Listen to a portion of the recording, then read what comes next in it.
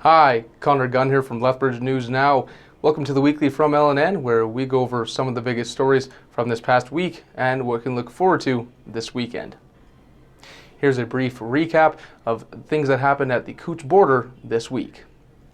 The Coutts border blockade has officially ended. Protesters left Coutts and Milk River in a convoy on Tuesday, February 15th, after RCMP confiscated weapons and arrested 13 people the day before. Those 13 people connected to the protest were charged with various weapons offenses, and 4 of them also face a charge of conspiracy to commit murder. RCMP say the convoy was mainly a peaceful protest, but there was a small group within the larger convoy that was willing to use force against police. Monday's weapon seizure and subsequent arrests speak to the serious criminal activities taking place during this protest and illegal blockade. The dangerous criminal activity occurring away from the TV cameras and social media posts was real and organized, and it could have been deadly for citizens, protesters, and officers. One of the peaceful supporters, Brant Hansen, joined the protest in Milk River 2 weeks ago to support the group in Coutts. He says the protest at the border was needed because not enough was happening to ease mandates. It needed to happen.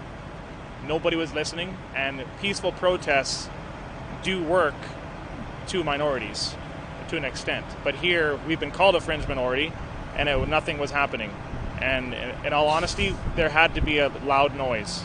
And it's not what we wanted to do. It's not essentially what we didn't want to shut down our own personal border and cause harm or financial stress to businesses and to families. But that's what's been happening to all of Canada for 2.5 years.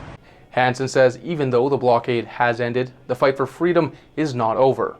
RCMP say they will remain on site at Coutts to maintain peace in the area and make sure the border remains open. A southern Alberta woman has been charged following a fatal collision. Karstead RCMP responded to a serious single vehicle collision on Monday as an SUV was heading eastbound on Highway 505 and did not make a proper turn, resulting in the passenger being ejected from the vehicle.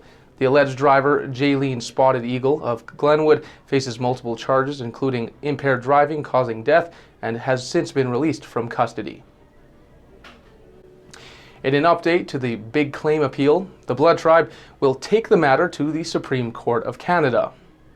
The appeal was filed by the Canadian government from the decision of the federal court under the term of the Blockade Treaty. The Blood Tribe was entitled to a reserve of 710 square miles. That area is 162.5 square miles larger than the current reserve. The Court of Appeal sided with Canada, and the Blood Tribe will now challenge the appeal in the Supreme Court of Canada. U of L students say they stand by their professors. Faculty members were locked out one day after they went on strike when contract negotiations broke down last week. Students are demanding that both sides return to the bargaining table to reach an agreement, saying the current job action could have a long-term impact on the credibility of the U of L as a research facility. The U of L Faculty Association sent a new proposal to the U of L board on the weekend, along with the invitation to resume talks on Monday. Alberta RCMP has opened submissions for the annual Name the Puppy contest. There's 13 German Shepherd puppies who will one day become police dogs, but first they need names. Canadians aged 4 to 14 are encouraged to submit name suggestions that start with the letter R. To learn more about the contest and how to enter, go to lethbridgenewsnow.com. Well, those are just a few of the stories we've been covering this week. To stay up to date on the latest local and regional news, head over to lethbridgenewsnow.com or find us on Facebook, Twitter, Instagram, and our Lethbridge News Now mobile app. And if you have any stories or topics that you'd like us to follow, send us a message. Thanks for watching, and tune in next Friday for another edition of The Weekly with me, Gunn. Have a great weekend.